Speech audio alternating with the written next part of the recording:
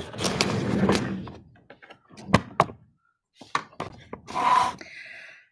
guys.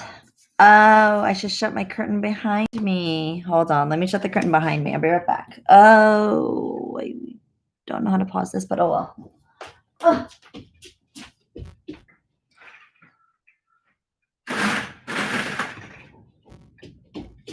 There we go. Is that better? I think that's better. Who's in here? I think you can say hi. I'm not sure who's in here, but all right. So, live reading Land of Stories by Chris Colfer. The Enchantress Returns. This is the second book. This is book 2. So if you want to join for book 1, you can join at a later point. I will be reading book 1 because I know that there's some people who want me to read the book 1 all over again. And there are some kids who want to follow along. So if you're new to this room, please make sure you're not listening to book 2 because it's going to ruin book 1. But I'll do book 1 reading at a later point. I'm probably not going to do it live, though. I'll probably just post it. Okay. So we're going to start with the prologue. Prologue is the beginning, the introduction of the book. And it's called The Rise and the Return. All right. Ooh, look at that picture. What is that? I wonder what's going to happen. Hopefully you guys remember what happened at the end of the first book, because I think it's going to continue from there. All right. All right, here we go. Sorry, there's a light in front of me because it's kind of dark in my room. And there we go. If I move that light, I guess there's no glare in my glasses. All right. The East was in a period of great celebration. Daily parades marched through the village streets. Every home and shop was decorated in colorful banners and wreaths, and handfuls of flower petals were thrown and floated through the air. Each citizen smiled, proud of what they had recently accomplished. It had taken over a decade for the sleeping kingdom to fully recover from the horrific sleeping curse of the past, but at last it had restored itself to the prosperous nation it had been before. The people of the East charged into the future, reclaiming their home as the Eastern Kingdom. A week's worth of celebration concluded in the great hall of Queen Sleeping Beauty's castle. It was so crowded the entire kingdom seemed to be there. Many had to stand or sit on windowsills. The queen herself, her husband King Chase, and their royal advisor sat at a high table overlooking the festivities. A small performance was taking place in the center of the hall. Thespians reenacted Sleeping Beauty's christening, portraying the fairies who had blessed her and the evil enchantress who had cursed her to die after pricking her finger on the spindle of the spinning wheel. Luckily, another fairy reformed the curse, so when the princess eventually pricked her finger, she and the entire kingdom simply went to sleep. They slept for 100 years, and the performers took great delight in reenacting the moment King Chase kissed her and awoke them all. Hold on, I'm going to turn my camera around a little bit. Sorry. I think it's time we dispose of our little gifts from the queen, a woman shouted from the back of the hall. She stood up on a table and cheerfully gestured with her wrist. Everyone in the kingdom wore flexible bands around their wrists made from tree sap. In the years prior, Queen Sleeping Beauty had instructed them to snap their wrists with them whenever they felt unnecessary fatigue. The bands helped the citizens stay awake, fighting off the lingering effects of the curse. You guys remember who that was from? Hopefully you guys remember. Fortunately, the bands weren't needed anymore. Everyone in the great hall ripped them off their wrists and threw them happily in the air. Your Majesty, won't you tell us again where you learned a trick like that? A man asked the queen about the bands. You'll think strangely of me when I tell you, Sleeping Beauty said. It was from a child. He and his sister were visiting the castle a year ago. You guys remember who those children were? He said he had used the band to keep himself awake in school and suggested the kingdom to try it. Remarkable, the man said and laughed with her. Fascinating, isn't it? I believe the most extraordinary ideas come from children, the queen said. If only we all could be so perceptive, we would find the simplest solutions to the greatest problems are right under our noses. Queen Sleeping Beauty lightly tapped the side of the glass with a spoon. So they probably made a clink, clink, clink sound, right? She stood and addressed the eager people. My friends, Sleeping Beauty said, raising her glass, today marks a very special day in our history and an even better day for our future. As of this morning, our kingdom's trading deals, crop production, and overall consciousness have not only been restored, but improved since the sleeping curse was cast upon this land. Her people cheered so loudly the castle shook with joy. Excuse me. Sleeping Beauty looked to her side and shared a warm smile with her husband. We should not forget the horrible curse of the past, but when we look back upon the dark time, let us remember how we triumphed over it. Sleeping Beauty continued. Small tears formed in her eyes. Let it be a warning to all who try to interfere with our prosperity. The Eastern Kingdom is here to stay and stands united against any force of evil that gets in our way. The approving roar was so loud it actually knocked a man off the windowsill he sat on. I have never been prouder to be among you than tonight. Here's to you, the jubilant queen said, and the room joined her in sipping from their glasses. All hail Queen Beauty, a man in the middle of the hall shouted. All hail the queen, the rest cheered with him. All hail the queen, all hail the queen. Sleeping Beauty waved at them graciously and took a seat. The festivities continued into the night, but just before midnight, the queen was overcome by a strange sensation, a feeling she hadn't felt in years. Well, isn't that bizarre? Queen Beauty said to herself, looking off into the distance with a smirk. Is there something wrong, my love? King Chase asked. Sleeping Beauty stood and headed toward the staircase behind them. You have to excuse me, dear, the queen said to her husband. I'm rather sleepy. She was just as surprised to see it as he was to hear it, because Queen Sleeping Beauty hadn't slept in years. The queen had made a promise to her people that she wouldn't rest until the kingdom was properly restored. Now, looking around at all the joyous faces in the hall, both the king and the queen, knew that the promise had been fulfilled. Good night, my love. Sleep well, King Chase said, and kissed her hand.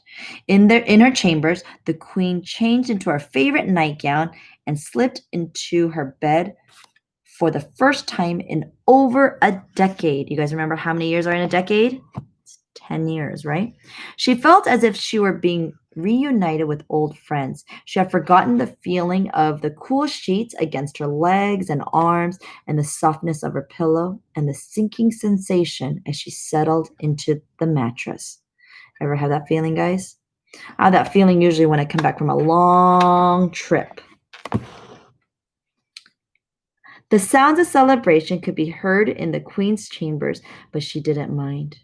They were actually soothing to her.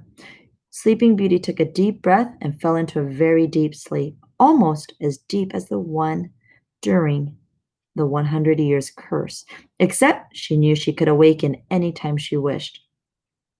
When King Chase joined her later, he couldn't help but smile at the sight of his wife sleeping peacefully. He hadn't seen her look like this since the day he first saw her. In the great hall, the celebration finally concluded. The lamps and the fireplaces were extinguished throughout the castle. The servants finished cleaning up and were dismissed to their quarters. All was finally quiet in the castle. But a few hours later, right before dawn, the silence was broken. Sleeping Beauty and King Chase were awakened by thunderous banging of the chamber door. The king and the queen instantly sat up. Your Majesty, the queen shouted from the other side of the door. Forgive me, but we must come inside. The door burst open and the royal advisor ran into the room, followed by a dozen suited guards.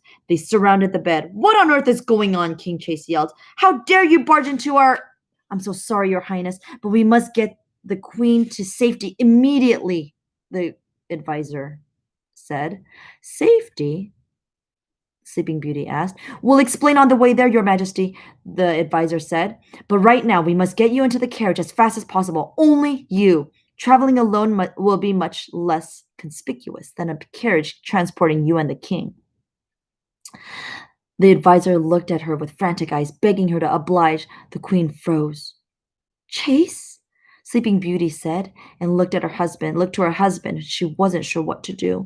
The king was at a loss for words. Hey, if they say you need to go, you must go, was all he could muster.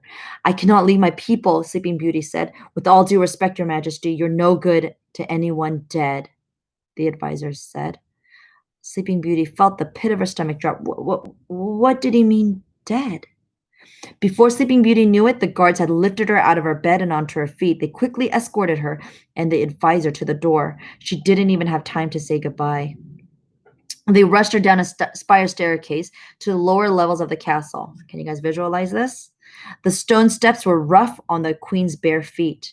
Someone, please tell me what is happening, Sleeping Beauty said. We must get you out of the kingdom as quickly as possible, the advisor said.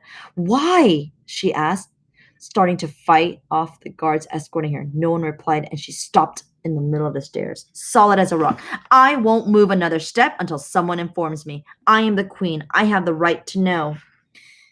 The advisor's face went pale. I don't mean to alarm you any more, Your Majesty, he said, with his jaws quivering. But shortly after midnight, after all the guests had gone home, 2 soldiers on duty near the front of the castle witnessed a bright flash of light and a spinning wheel appearing out of thin air. Sleeping Beauty's eyes grew wide and her face, the color faded from her face. They didn't think it was anything serious, a foolish prank to spoil our party this evening, perhaps, he continued. The soldiers went to inspect the spinning wheel and it burst into flames. Ooh, there's that spindle, or the spinning wheel with the flames, huh? As soon as it did, something else happened. And what was that, she said. The vines and the thorn bushes that covered the castle during your sleeping curse, the plants were cleared out and dumped into the thornbush pit. Remember that? They're growing back, he told her. I've never seen anything grow so fast. Nearly half the castle is covered already. The plants are consuming the entire kingdom. Are you telling me that the curse in the thornbush pit had spread throughout our kingdom? Sleeping Beauty asked. No, Your Majesty, the advisor said with a heavy gulp. That was just an old witch's curse. This is dark magic, very powerful dark magic. The kingdom, the kind our kingdom had only been exposed to once before. No! The Sleeping Beauty gasped and covered her mouth. You don't mean... Yes, I'm afraid so, the advisor said. Now please cooperate with us. We must get you out of the kingdom as quickly as possible. Do you guys know why they're freaking out? Anybody know? I think Emerson might know. Anybody else know? Let's see. The guards grabbed hold of the queen again and they traveled deeper into the castle. This time, she did not fight them. They ran down the stairs until there were no more stairs to descend, and they shot through a pair of wooden doors, and Sleeping Beauty found herself in the castle stables. There were 4 carriages, 4 in front of her. Each was circled by a dozen soldiers. You guys know how much is in a dozen? 12, right? By a dozen soldiers on horses and ready to depart at any second. 3 of the carriages were bright and golden of the queen's personal collection, but she was escorted to the 4th, a small, dull, and unassuming one. The soldiers surrounding this carriage weren't dressed in armor like the others, but were disguised as farmers and townspeople. I guess they're trying to make her blend in, huh? The guards lifted the queen inside it, and there were barely enough room inside for her to sit. And my husband? Sleeping Beauty asked as she put a hand out to prevent them from shutting the door behind her. He'll be all right, ma'am, the advisor said. The king and I will be traveling as soon as we send out the decoy carriages. We've had this planned in the event the castle should ever be under attack. Trust me, it's the safest way. I never authorized such plans, Sleeping Beauty said. No, it was your parents' order. Oh, the advisor said. Sorry, that was so sad. It was one of the last things they instructed before they died. This news made the queen's heart pound even harder. Her parents had spent the majority of their lives trying. Oops, excuse me. This news made the queen's heart pound even harder. Her parents had spent the majority of their lives trying to protect her, and even in death, they were still trying. Where am I going? She asked. The fairy kingdom for now, the advisor said. You'll be safest in the with the fairy council. The decoy carriages will be sent out in other directions as a distraction. Now you must hurry. He gently pushed her the rest of the way inside and shut the carriage firmly behind her. Or carriage door, I'm sorry, firmly behind her. Even the dozen guards surrounding her small carriage did a little to comfort her. She knew the situation was way beyond their ability to protect her. The advisor nodded to the decoy carriages and they set off. A few moments later, he nodded to her driver, and like a cannonball, the queen's carriage shot off into the night, the horses galloping at full speed. Through the carriage's tiny windows, Sleeping Beauty saw the horrors that the advisor had described to her. Scattered all across the castle grounds, she saw soldiers and servants fighting off the rogue thorn bushes and vines growing around them. The plants grew straight from the ground and attacked them like serpents wrapping around their prey. The vines crept up the sides of the castle, breaking through the windows and pulling people out, dangling them hundreds of feet into the air. Can you guys visualize this? It's crazy. Thorns and vines shot out of the ground towards Sleeping Beauty's carriage, but the soldiers were quick to slice them with their swords. Queen Sleeping Beauty never felt so helpless in her life. She saw villages, some within reach of her carriage, fall victim to the leafy monsters. There was nothing she could do to help them. All she could do was to watch and hope she could find help once she reached the fairy kingdom.